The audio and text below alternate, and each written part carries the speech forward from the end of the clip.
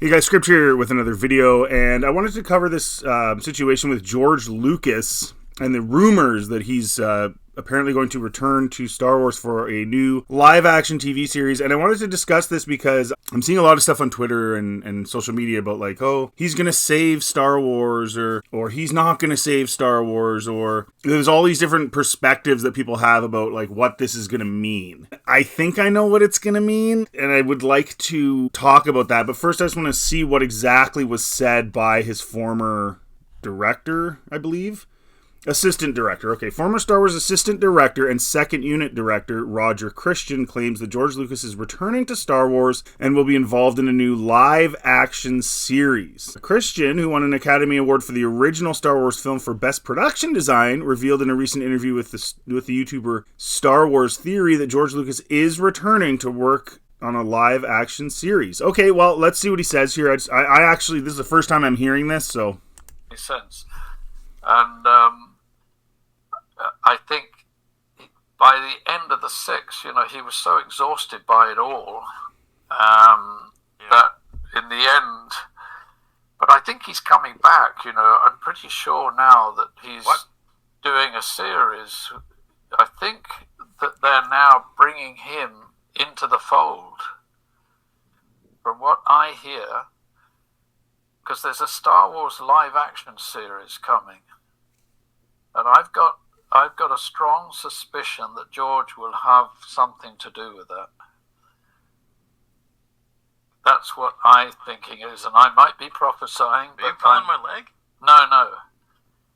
That's what I had heard and read, and I don't know from anything apart from I'm prophesying that might happen, because you've seen he's been very physically present there. He's been down on the sets. Yeah. Yes, I was going to say, that's one of the things I was going to mention, is the fact that he's been around. He was at the Ahsoka set a fair bit. There's lots of photos. It's not like George Lucas has been, against everything that they're doing per se. I mean, he said that, but then his actions don't line up with that. And we'll get more into that after. I just want to hear a little more here. I think that's probably it, but let's just see what else he says. Everything. Yeah. And Dave Filoni has done such an incredible job of being George and bringing back everything that George, and he's. I always say, and Dave gets a lot of flack just as George did, but he is the only sort of the closest thing we have to George there. Okay, I disagree. I don't want to get into this now. I don't want to get into the Filoni thing. So this is interesting. Okay, is there anything else here? Christian, okay, we know that. Okay, so I don't need to read the rest of that. So what's really important here to realize is the timeline of events that have taken place. This whole situation is so Bush League, and I'll explain why. It's just funny to me that George, when he supported the Disney's board of executives remaining, said, this is an amateur hour. We need these people. No, George, this is full-blown amateur hour, because you guys think that we are so stupid that we're not going to see through this. And there are people who are already not seeing through this. They're all excited, and they haven't put the pieces together. So that's what I'm going to do for you right now. So you look at the timeline. So George is, I guess, wanting to sell, and Disney's wanting to buy. He's getting older. He doesn't want to do any more Star Wars stuff. He says, I want to get into other things. He cuts a deal with them. He encourages them to hire Kathleen Kennedy to run Lucasfilm. That was one of his ideas. And he'd worked with her a million times. And as I've said a million times on this channel, I think logistically she was very, very talented as an executive producer, right? Putting all the things together, getting the budget right, getting the things needed to shoot the scenes that were needed by the directors. She's totally lost as an executive running an entire company, and not just on a movie set. But so he sells to Disney. We know from interviews from Bob Iger himself and George that they had initially told George that they were going to use his story treatments. At the very least, sort of the basic premise of his story treatments. Of course, those were thrown out day one. They went their own route. And George says that. He said that to Charlie Rose in his interview with him. He said that to the students that did a Zoom call with him and his wife. He said that this isn't my Star Wars anymore. They took a different route. They're doing their own thing. Then we have The Force Awakens come out. Probably 50-50 like-dislike from Star Wars fans. I would say that's probably fair. The Last Jedi comes out.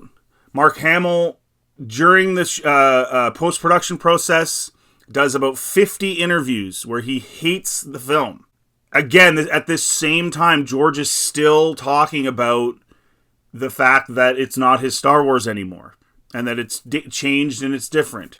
So, Rise of Skywalker comes out, blah, blah, blah, blah. We all know what happens there. They start getting into the TV shows. Now, this is where things get interesting, because George said in an interview after The Force Awakens, thereabouts, I believe, that they didn't want him involved, and he shouldn't be involved, because all he'd do is be a nuisance on set. And then all of a sudden you saw George Lucas on the set of, I've seen him on the set of Ahsoka. As far as I know, he was on the set of The Mandalorian as well. And he's hanging around, and he's hanging around these TV shows after saying he wasn't going to be involved in the movies, and he wasn't involved in the movies. The TV shows have their own entire set of problems. I've reviewed them. There's major problems with them. Story-wise, if you can ignore those things and enjoy them, that's cool, but they are there, and maybe you didn't notice them. If you want to know about them, I'm not going to go over every single thing right now. I have reviewed them on the channel. So it's interesting how the sequels weren't his Star Wars, and he went on and on and on, but he didn't really say a whole lot about the shows. So does that imply he was into the shows? I'm not really sure. Maybe. He seemed to be super happy with Ahsoka. And I think he liked The Mandalorian. I don't know what he thought of Kenobi, but I got those vibes from him. And then the next thing in the timeline is there's a proxy war situation at Disney where some new blood wanted to come in. Not new as in young, but new guys wanted to come in, that former CEOs of other companies. And they wanted to have a vote, and they voted on Bob Iger being the CEO and the other board members. Okay? And this was being done because Star Wars has not made any money. And we know that now for a fact. The Forbes article that came out showed us that. And I mean, we can all see it. They didn't even make a toy line for The Rise of Skywalker, guys. That's unheard of for Star Wars. Lucasfilm has been hemorrhaging money. We know about the losses. We know all about Indy 5, and we know about Solo, and we know about all the other stuff that's gone along with it, and the lack of toy sales. The Last Jedi had big issues with that. All of those things. We know about that. We know. But somehow no changes are made, right? So Kathleen Kennedy has made them no money and is still there. And yet, George Lucas, who said this isn't my Star Wars, is promoting, before the vote last month, promoting the existing board and Bob Iger. Think about this Star Wars, the Galactic Hotel that is a failure. All their failures. All their money spent and blown and wasted. And the stupidity. And George still backed them. And you have to say, okay, why? Why would he back them? He backed them because he owns shares. And if he doesn't back them, if you see an overhaul of the executive branch of a company, you generally see stocks go down. They might not go down very much, and they might not go down for very long, but they will go down because it's a confidence thing. And George is the primary individual shareholder. He owns the most shares as an individual of Disney. Okay? So he promotes these people that are failures and made stuff that wasn't his Star Wars because it's about money. So then you would say, and this is the big question that nobody seems to be talking about, is why would he come back to do a show now, if that is the case? I will tell you exactly why. Because it's money. The reality of it is the Acolyte is going to fail. They know this for a fact. Because you can't have 80% of the people that are responding to your trailer giving it dislikes. 80%. That's unbelievable.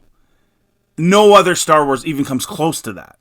There's always more likes than dislikes. Sometimes, it's still not the best, but 80% disliking the Acolyte trailer.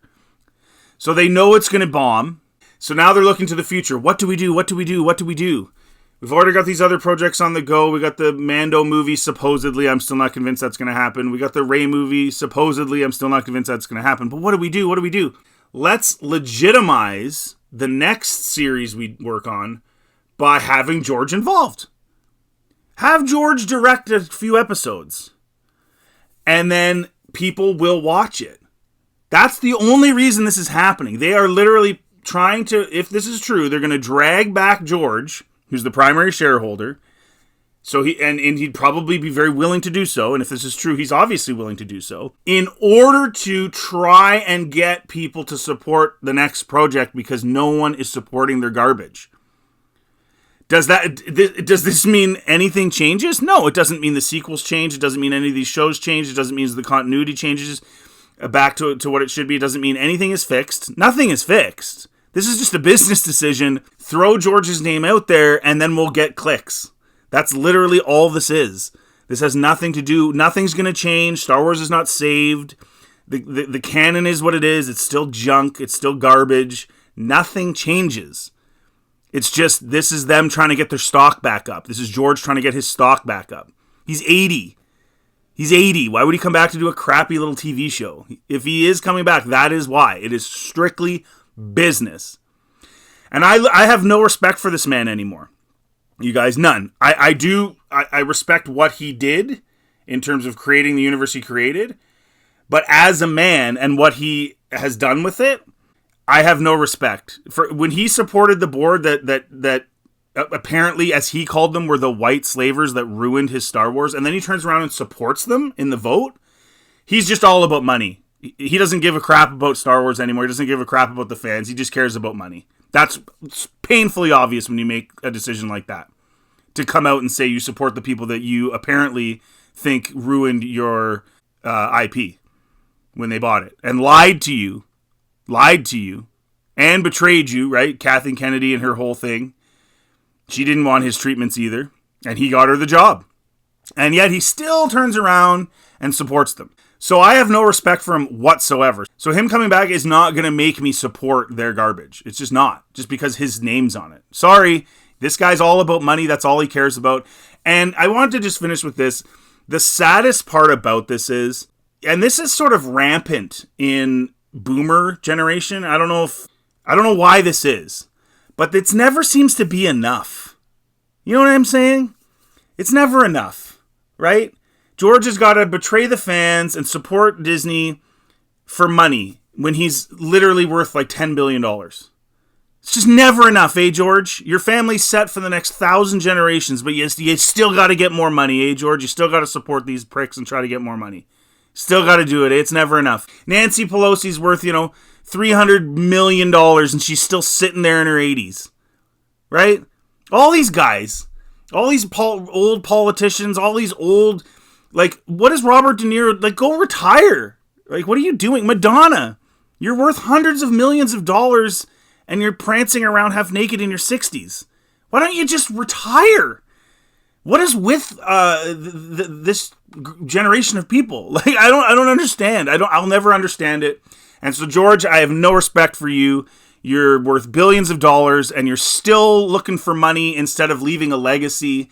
And isn't that sad, Star Wars fans, that he's more concerned with money than his legacy? So he's going to join the slavers now and make some stupid show if this is the case. At the very least, he's joined them in terms of supporting them. So let me know in the comment section what you think. That's the real truth of this, guys. It's really sad what's happened.